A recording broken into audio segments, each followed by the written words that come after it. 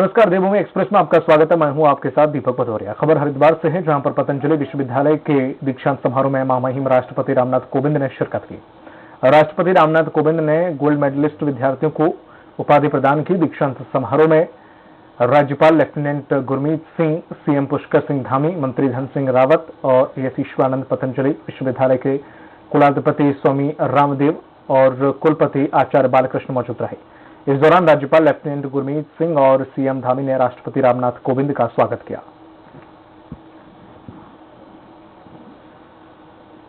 Number 1 Uttarakhand का निर्माण हमारा कोई नारा मात्र नहीं है, बल्कि हमारा लक्ष्य है। हम इसे पूर्ण विश्वास है, राज्य की जनता के आशीर्वाद से, हमारे ऋषियों के आशीर्वाद से, साधु संतों के आशीर्वाद से हम इस लक्ष्य को समय सीमा ही प्राप्त कर लेंगे।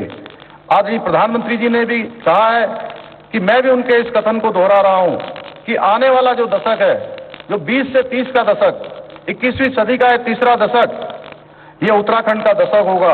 और इस दशक में आप सभी के सहयोग से हम नई बुलंदियों को छूने का काम करेंगे।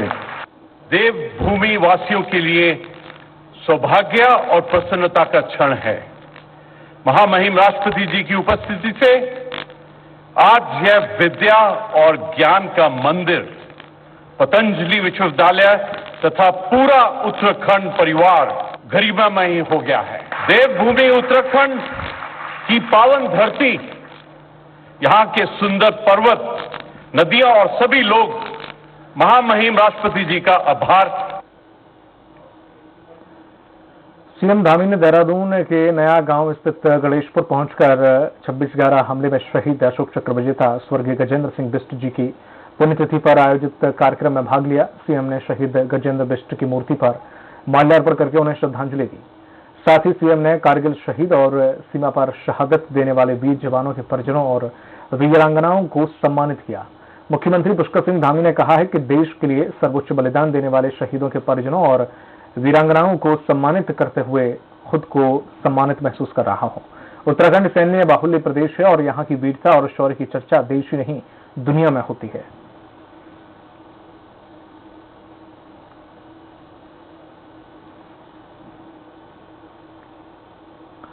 उत्तराखंड के मुख्यमंत्री पुष्कर सिंह धामी ने दिल्ली में देर रात बीजेपी के राष्ट्रीय अध्यक्ष जेपी नड्डा से मुलाकात की। इस मुलाकात में आगामी 4 दिसंबर को प्रधानमंत्री नरेंद्र मोदी के उत्तराखंड के संभावित दौरे को लेकर चर्चा की गई। बैठक में राष्ट्रीय संगठन महासचिव बीएल संतोष और प्रदेश चुनाव प्रभारी केंद्रीय मंत्री प्रहलाद जोशी भी उपस्थित थे। माना जा रहा है कि बैठक में उत्तराखंड के आगामी विधानसभा चुनाव को लेकर रणनीति पर चर्चा की गई। वहीं 4 दिसंबर को प्रधानमंत्री की प्रस्तावित जनसभा को लेकर बीजेपी बड़ी तैयारी में जुट गई है। इस जनसभा से भाजपा का चुनाव अभियान शुरू हो जाएगा।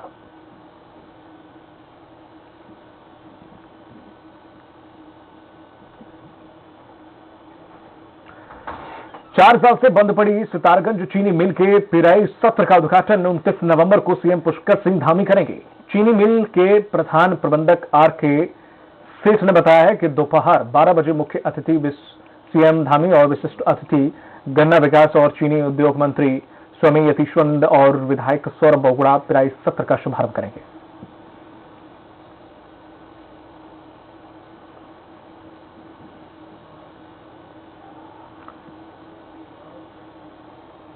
मुख्यमंत्री पुष्कर सिंह धामी के आगमन को लेकर पार्टी कार्यकर्ता और पदाधिकारी पूरी तैयारियों में जुट गए हैं।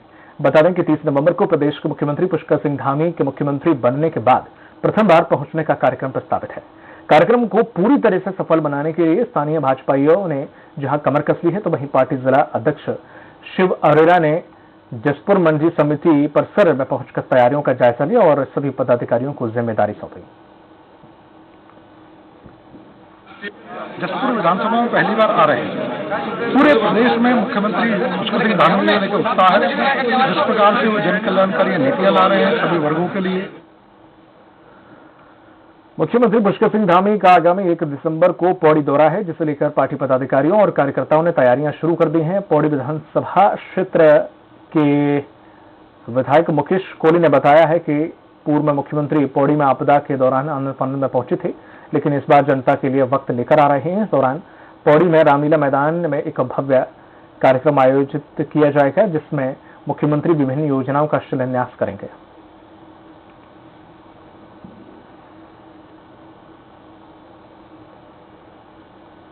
1 तारीख को जो उनका संभावित दौरा है उसमें आने वाले हैं। इसमें हमारी लगभग 60 से 70 करोड़ की बहुत सी विभिन्न योजनाएं हैं। उनका शिलान्यास करने के लिए माननीय मुख्यमंत्री जी यहाँ पर आएंगे और संभवतः जो हम लोगों ने कहा है तो इस जिले के लगभग 6 के 6 विधायकों को हम लोग आमंत्रित कर रहे हैं। बीजेपी महामंत्री महिला मोर्चा दीप्ति रावत ने भाजपा प्रदेश कार्यालय में देहरादून में पत्रकारों से चर्चा करते हुए कांग्रेस पार्टी पर कड़ा प्रहार किया। कांग्रेस पार्टी का दोहरा चेहरा सामने आया। कांग्रेस के पूर्व अध्यक्ष किशोर उपाध्याय एक तरफ कह रहे हैं कि 70 विधानसभाओं में महिलाओं को टिकट देंगे, वहीं दूसरी ओर कांग्रेस के मौजूदा अध्यक्ष गणेश कुंदयाल कह रहे हैं कि हम न महिला न युवा, सिर्फ जिताऊ कैंडिडेट को ही टिकट देंगे। जबकि उत्तर प्रदेश में प्रियंका गांधी 40% महिलाओं को टिकट देने की बात कर रही हैं। 70 सालों में कांग्रेस ने महिलाओं को मूलभूत सुविधाएं तक नहीं मुहैया कराई हैं।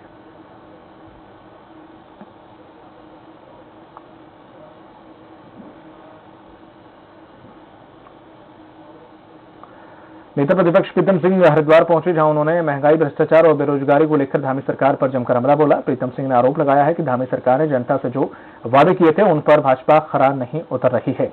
उसके बावजूद धामी सरकार चुनाव से पहले कोरी घोषणाएं किए जा रही है। वहीं उन्होंने ये भी कहा है कि रक्षा मंत्री राजनाथ सिंह ने सीएम धामी को नाइट वॉचमैन की उपाधि दी थी। क्रिकेट में नाइट वॉचमैन के रूप में सबसे कमजोर खिलाड़ी को भेजा जाता है।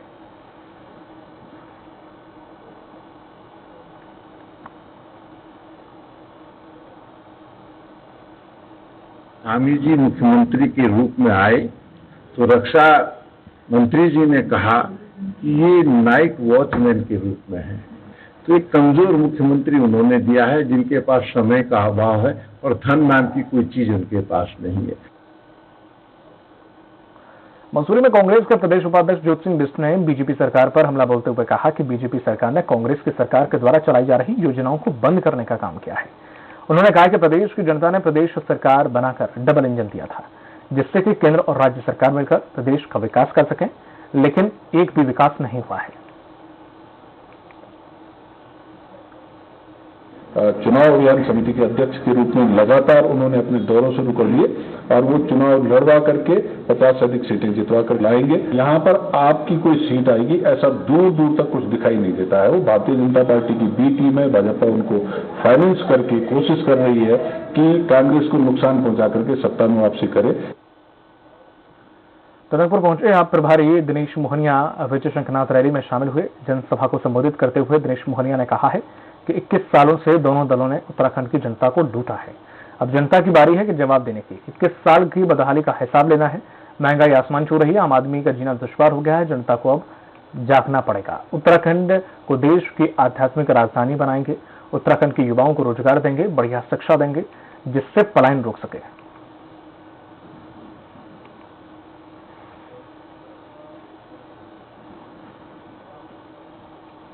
वहीं विकासनगर के पचपा दून में बढ़ रही घटनाओं को लेकर युवा कांग्रेसियों ने विरोध प्रदर्शन किया। वहीं युवा कांग्रेस के अध्यक्ष यश शर्मा ने बताया कि पचपा दून में युवतियों व महिलाओं के साथ छेड़छाड़ की घटनाएं बढ़ रही हैं। युवतियों का स्कूल और कॉलेज जाना भी दूभर हो गया है। वहीं फैक्ट्री कंपनियों में महिलाओं के साथ भी छेड़छाड़ की घटनाएं होती रहती हैं, जिस कारण से महिलाएं अपने आप को असुरक्षित महसूस कर रही हैं। उन्होंने कहा है कि मंचलों और छेड़खानी करने वालों के खिलाफ कार्रवाई नहीं की तो युवा कांग्रेस आंदोलन करेगी।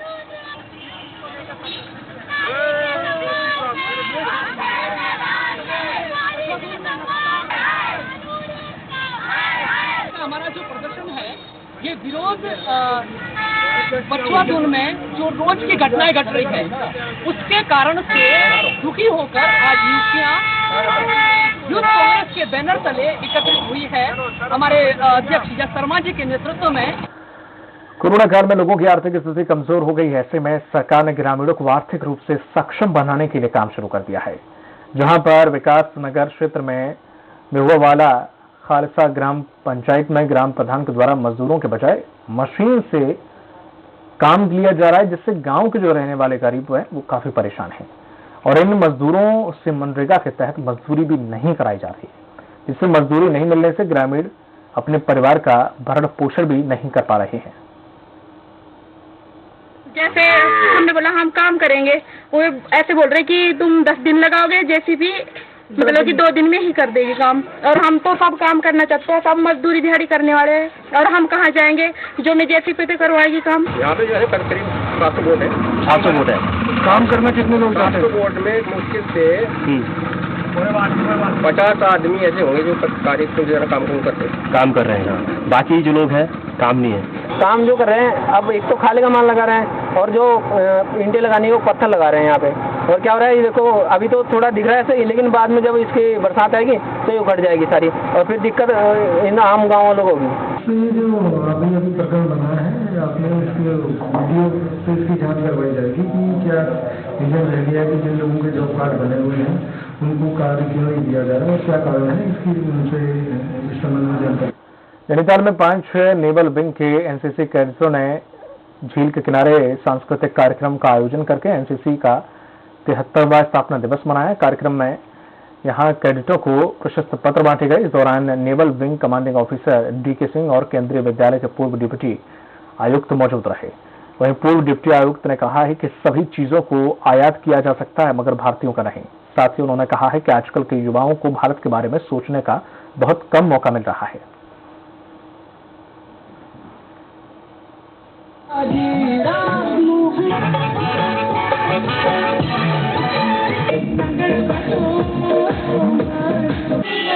आज 73वां एनसीसी डे है कि आज यहाँ पर सुंदर सा एक कार्यक्रम हुआ है।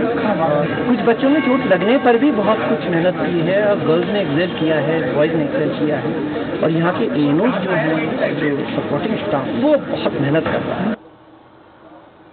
पिथौरागढ़ जिले के लोहाथल में राष्ट्रीय शिक्षा नीति को लेकर 3 दिवसीय प्रशिक्षण का आयोजन किया गया। कार्यक्रम का शुभारंभ नोडल अधिकारी लता बिष्ट ने की। कार्यक्रम के दौरान संकुल प्रभारी कुसुम अली ने शिक्षा में गुणवत्ता कैसी हो, साथ ही राष्ट्रीय शिक्षा नीति के मुख्य उद्देश्यों के बारे में शिक्षकों और अभिभावकों को विस्तार से बताया। राष्ट्रीय शिक्षा नीति 2020 यानी एनईपी 2020 है, उसके जो मुख्य उद्देश्य हैं और उसमें किस तरह से हम लोगों को कार्य करना है, इस पर अभिभावकों को और जो एसएनसी के सदस्य हैं, विद्यालय के सचिव हैं, उपस्थित हैं, तो उनको यहाँ पर प्रशिक्षण दिया जा रहा है। वक्त फिलहाल छोटे से ब्रेक का, जल्द होंगे हाथ से।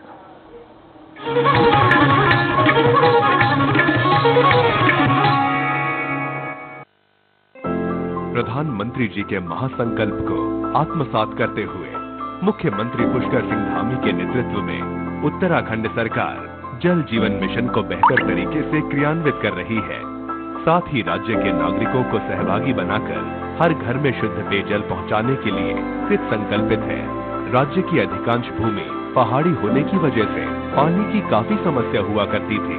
कई स्थानों पर तो पानी लाने के लिए बच्चों एवं महिलाओं को दूर तक जाना पड़ता था। जल जीवन मिशन से शुद्ध पेयजल की समस्या काफी हद तक दूर हुई है। जल जीवन मिशन के तहत हमारी ग्राम पंचायत में पानी की समस्या काफी हद तक खत्म हो चुकी है और सभी ग्राम वासियों के पास हर घर में नल और हर घर में जल है।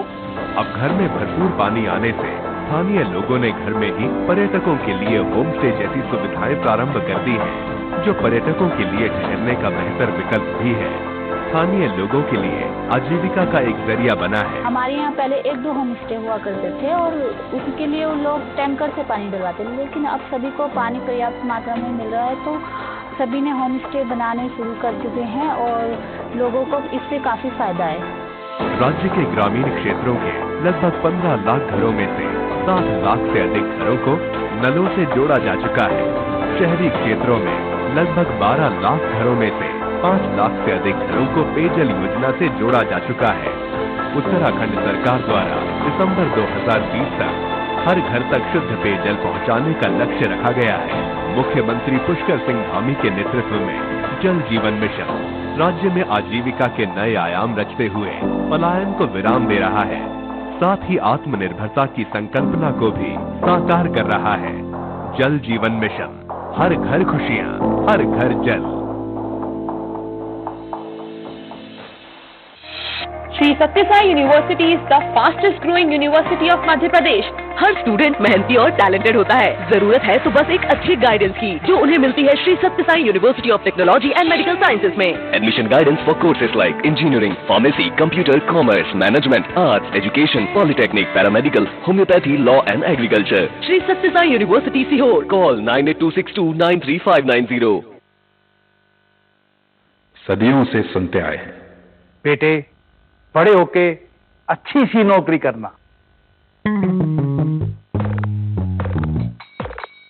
अच्छी सी नौकरी करना।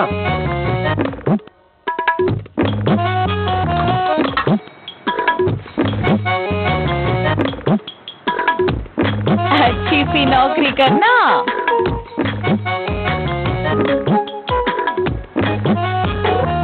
अच्छी सी नौकरी करना।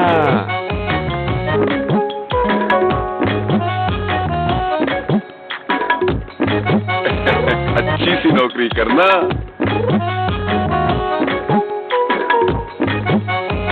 अच्छी सी नौकरी करना।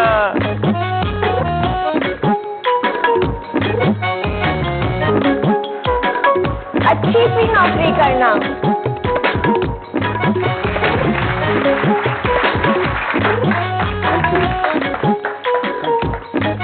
अच्छी सी नौकरी करना। अगर सब अच्छी नौकरी करने वाले बनेंगे तो नौकरी देगा कौन? बेटा तुम अच्छी सी नौकरी देने वाला बनना। अगर भारत को दुनिया का नंबर 1 देश बनाना है तो आज हर बच्चे के अंदर एंटरप्रेन्योर माइंडसेट जगाना होगा।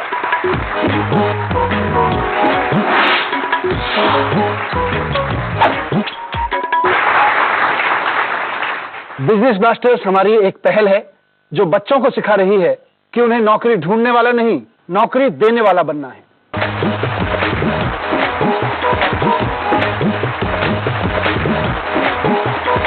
बिजनेस ब्लास्टर्स, छोटे बिजनेस स्टार्स, बड़े बिजनेस आइडियाज। 28 नवंबर से हर रविवार शाम 7 बजे आपके टेलीविजन पर।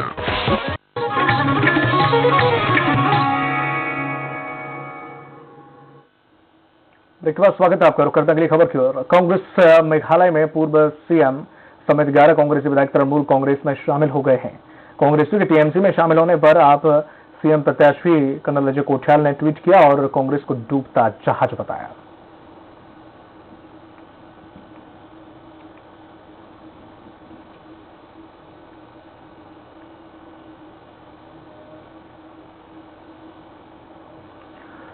देहरादून में देवस्थानम बोर्ड को लेकर आप प्रवक्ता ने तीर्थ पुरोहितों का समर्थन किया और सीएम पुष्कर सिंह धामी से देवस्थानम बोर्ड को भंग करने की मांग की।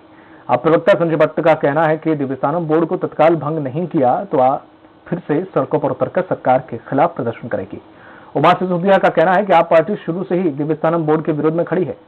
वहीं उन्होंने कहा है कि बोर्ड बनाने वाले त्रिवेंद्र रावत को इसका दंड भुगतना पड़ा कि उन्हें केदारनाथ में बाबा के दर्शन भी नहीं करने दिए गए।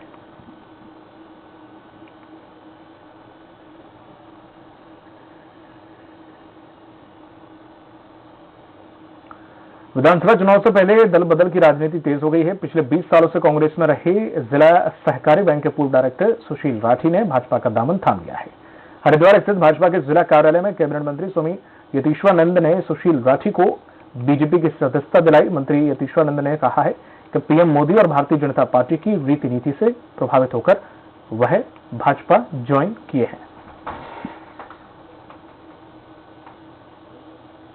मोदी जी की नीतियों से प्रभावित होकर, पार्टी के रीति रिवाज से प्रभावित होकर, माननीय मुख्यमंत्री जी कार्य से प्रभावित होकर भारतीय जनता पार्टी ज्वाइनिंग की है। हमें पूरा विश्वास है भाई सुशील जी के आने से मंगलौर के अंदर हमारी पार्टी मजबूत होगी। प्रधानमंत्री नरेंद्र मोदी जी की नीतियों से प्रभावित होकर के आज भारतीय जनता पार्टी में सम्मिलित, क्योंकि मैं सहकारिता से जुड़ा हुआ रहा हूँ, तो मेरे साथ सहकारिता से जुड़े हुए लोग और पूर्व प्रधान, वर्तमान में गन्ना समिति के जो डायरेक्टर हैं, गन्ना समिति अध्यक्ष हैं, उसका बहुत से पदाधिकारी मेरे साथ में आज सम्मिलित। उत्तराखंड में चुनावी जनसभाओं का दौर शुरू हो चुका है और इसी क्रम में पूर्व मुख्यमंत्री हरीश रावत स्टार प्रचारक के रूप में यमकेश्वर विधानसभा के दादा मंडी पहुंचे और जहां से पूर्व विधायक शैलेंद्र रावत ने यमकेश्वर विधानसभा से अपनी दावेदारी को मजबूत करने के लिए शक्ति प्रदर्शन किया। इस दौरान पूर्व मुख्यमंत्री हरीश रावत ने डबल इंजन सरकार को आड़े हाथों लेते हुए कहा है कि यह सरकार पूरी तरह से अखंड भ्रष्टाचार में लिप्त हो चुकी है। की बार निर्दलीय पे वार, और शैलेंद्र रावत, पहले भी शैलेंद्र रावत को पार्टियों ने टिकट नहीं दिया, 2012 में नहीं दिया, 17 में नहीं दिया। शैलेंद्र रावत निर्दलीय नहीं लड़ता, शैलेंद्र रावत हाथ के निशान पे ही लड़ेगा, ये तय है। जितनी बार चुनाव के दिनों में मैं हजूर और जब गिनती शुरू होती है तो मुझे निराशा होती है, और इस बार मैं हाथ जोड़ करके आप सबसे विनती करके जा रहा हूँ कि इस बार वो निराशा नहीं होनी चाहिए। और चंपावत की लोहाघाट विधानसभा में आपकी वजह शंखनाद यात्रा का स्वागत हुआ है, जहां पर आप प्रदेश प्रभारी दिनेश मोहनिया विजय शंखनाद यात्रा में शामिल हुए और मोहनिया के साथ लोहाघाट विधानसभा प्रभारी राजेश बिष्ट भी मौजूद थे। आपकी यात्रा में युवा मातृत्व शक्ति ने लोहाघाट बाजार में विजय शंखनाद यात्रा निकाली और रैली में आप प्रदेश प्रभारी मोहनिया ने प्रदेश सरकार के खिलाफ जमकर निशाना साधा।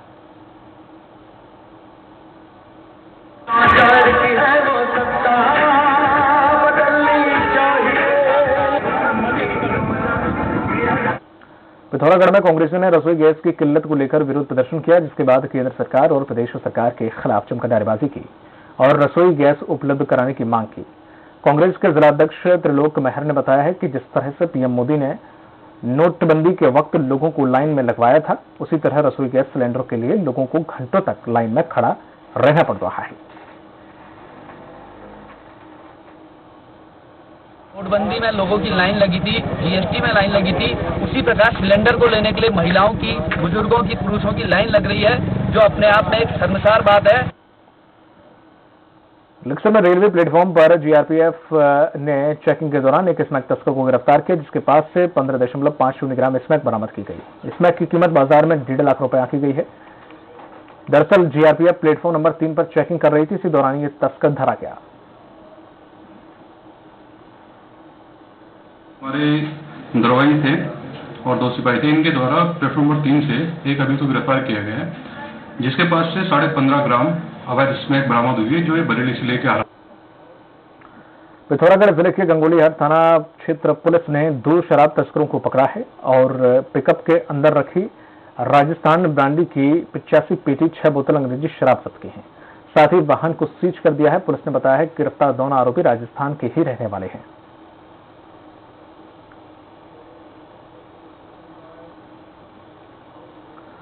हरिद्वार के राजाजी टाइगर रिजर्व में मालगाड़ी की टक्कर से हाथी के बच्चे की मौत हो गई। घटना राजाजी के मोतीचूर रेंज की है। कर्मियों के मुताबिक देर रात हाथियों का झुंड रेलवे ट्रैक पार कर रहा था, उसी दौरान इस हाथी के बच्चे को टक्कर लगी।